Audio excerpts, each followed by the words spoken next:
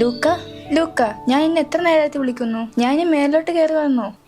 ഇത് ആരുടെ ശബ്ദമാണ്? ഞാൻ എവിടെയാണിത്? ലൂക്ക, നീ സ്കൂളിൽ പോകാൻ ലേറ്റ് ആവുന്നു. ലൂക്ക, നീ ഓൾറെഡി ലേറ്റ് ആണേ. പപ്പ എനിക്ക് വേണ്ടി കാത്തിരിക്കുന്നു കാറിൽ. പെട്ടെന്ന് ഇറങ്ങി വാ.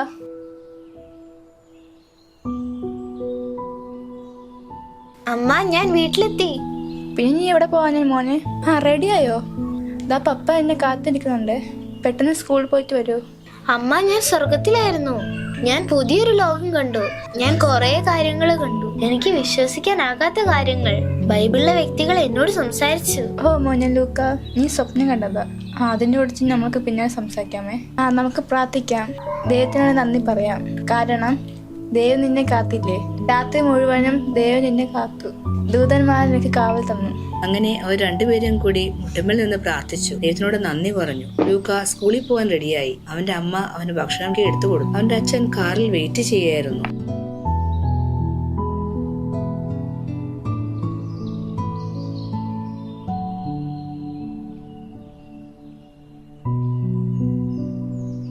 പപ്പ, സ്വർഗത്തിലെ പപ്പയ്ക്ക് ആരെ കാണാനും താല്പര്യം?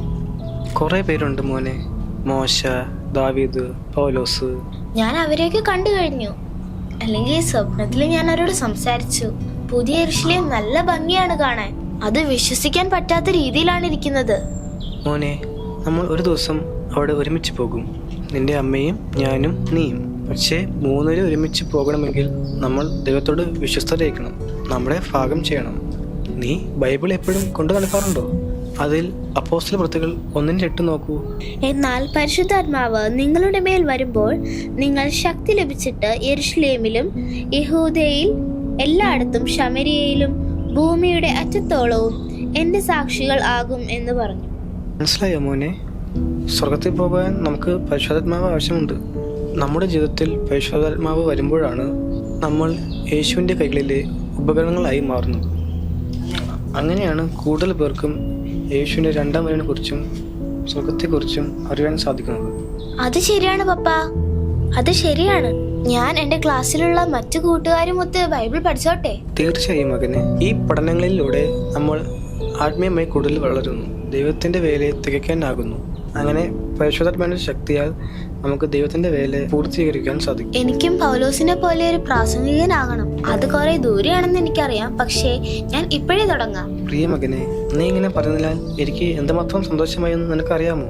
ഇതുവരെ കേട്ടൽ വെച്ച് ഏറ്റവും മനോഹരമായ കാര്യമാണിത്. പപ്പ, ഞാനിനി അശുദ്ധമായ ഒരു ഭക്ഷണവും കഴിക്കില്ല. എന്റെ ശരീരം ഞാൻ കാത്തു സൂക്ഷിക്കും. സ്നാപക യോഹന്നാൻ പറഞ്ഞതുപോലെ ഞാൻ നല്ല ഫുഡ് കഴിച്ച് ഹെൽത്തിയായി ജീവിക്കും. യേശുവിന്റെ ഒരു ഉപകരണമായി മാറുവാൻ എനിക്കും ആഗ്രഹമുണ്ട്. ഓ ലൂക്ക, അത് കുറച്ച് ബുദ്ധിമുട്ടാണ്. പക്ഷേ ഞാനും നിന്റെ അമ്മയും ചേർന്ന് അതിനാവശ്യമായ കാര്യങ്ങൾ ചെയ്തു തരാം. നമുക്ക് പയ്യെ തുടങ്ങാം. അങ്ങനെ അവർ സ്കൂളിലെത്തി. ലൂക്ക അച്ഛനും ഉമ്മയും കൊടുത്ത് യാത്ര പറഞ്ഞു ക്ലാസ് റൂമിലേക്ക് ഓടി. അവിടെ അവൻ ഫസ്റ്റ് ബെഞ്ചിൽ തന്നെ പോയിരുന്നു. എന്തായാലും നല്ല രീതിയിൽ പഠിച്ച് നല്ല രീതിയിൽ മുമ്പോട്ട് പോകണം, അതാണ് അവൻ്റെ ആഗ്രഹം. അങ്ങനെ ദൈവത്തിന് നല്ലവനായി തീരണം, ദൈവ വേല ചെയ്യണം, ലോകമെമ്പാടും സുവിശേഷം അറിയിക്കണം, യേശുക്രിസ്തുവിന്റെ പിൻഗാമിയായി ജീവിക്കണം, സ്വർഗത്തിൽ പോകണം, സ്വപ്നം കണ്ടതുപോലെ ജീവിക്കണം. അതാണ് ലൂക്കയുടെ ആഗ്രഹം. അങ്ങനെ പരിശുദ്ധാത്മാവ് ലൂക്കയുടെ ജീവിതത്തിലും ഇറങ്ങിച്ചെന്നു. ലൂക്കയുടെ ജീവിതശൈലി മാറി. അവന്റെ കുഞ്ഞു ഹൃദയം 8 വയസ്സുള്ള മകനാണെങ്കിലും അത് പരിവർത്തനം ചെയ്തു. ഹായ്, എന്റെ പേര് ലൂക്ക. ഹായ് ലൂക്ക, എന്റെ പേര് അമന്ത. അമന്ത, നിനക്ക് ബൈബിൾ പഠിക്കാൻ താല്പര്യമുണ്ടോ? ഞാൻ എന്റെ കൂട്ടുകാരുമൊത്ത് പഠിക്കാൻ ആഗ്രഹിക്കുന്നു. നല്ല കാര്യമാണല്ലോ അത്. ഞാനുമുണ്ട്. ഓ ഗ്രേറ്റ്. ഞാൻ ബൈബിൾ പഠനത്തിനുള്ള രീതി നിനക്ക് പറഞ്ഞുതരാം. അങ്ങനെ ലൂക്കയ്ക്കുള്ള ആദ്യത്തെ ബൈബിൾ സ്റ്റുഡന്റിനെ കണ്ടെത്തിയിരിക്കുന്നു. ലൂക്ക അറിഞ്ഞിരുന്നില്ല അവന്റെ കൂടെ എപ്പോഴും ഒരേൽ മാലാഖയുണ്ട്. അവനടുത്തുള്ള ഒഴിഞ്ഞ ഡെസ്കിൽ ഒരേൽ മാലാഖ ഇരുന്ന് ചിരിക്കുന്നുണ്ടായിരുന്നു. ലൂക്ക, നീ വലിയവനായി തീരും. ദൈവത്തിന് വേണ്ടി നീ നല്ലത് ചെയ്യും. നമ്മൾ എത്രയും വേഗം പരസ്പരം കണ്ടെത്തും ലൂക്ക. കുറച്ചു നാൾ കൂടി കഴിയുമ്പോൾ എനിക്ക് നിന്നെ കാണുവാൻ സാധിക്കും. എത്രയും വേഗം സാധിക്കുവാനായി ഞാൻ കാത്തിരിക്കുന്നു ലൂക്ക. ദൈവത്തോടൊപ്പം നമുക്ക് ഒരുമിച്ച് സ്വർഗത്തിൽ കണ്ടെത്താം. ലൂക്ക, അധിക വൈകാതെ തന്നെ നിന്നെ എനിക്ക് സ്വർഗത്തിൽ കാണുവാൻ സാധിക്കും.